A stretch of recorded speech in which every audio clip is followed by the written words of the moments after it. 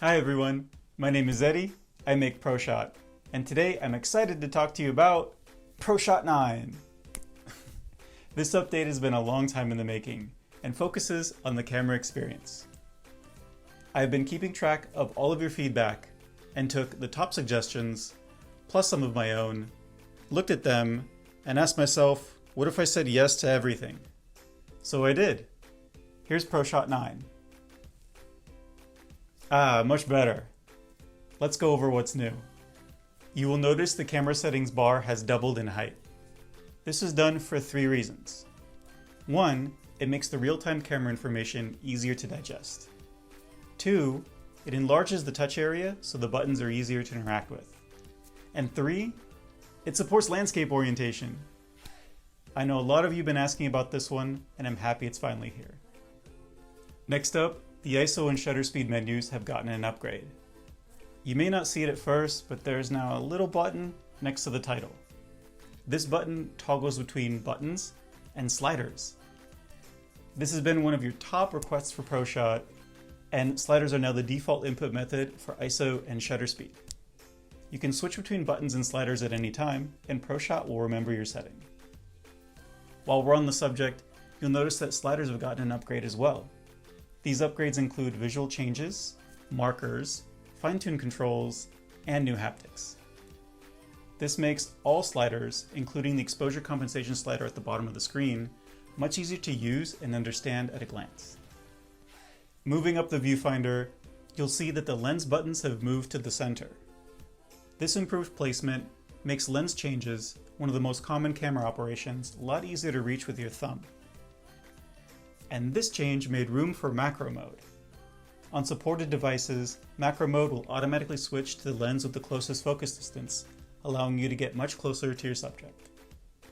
Moving to the top of the screen, some of you may have noticed the live photo button is missing. This button has been moved to the format menu and can be accessed by tapping the format button. This change allows room for a new button at the top. This is now ProShot's function button and can be remapped to various functions.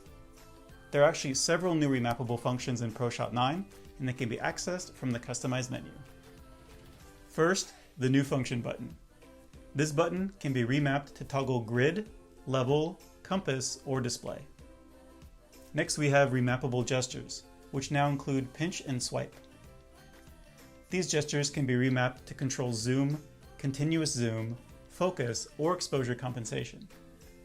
Continuous zoom is new to ProShot and is a smooth type of zoom that works much like a camcorder and is great for video.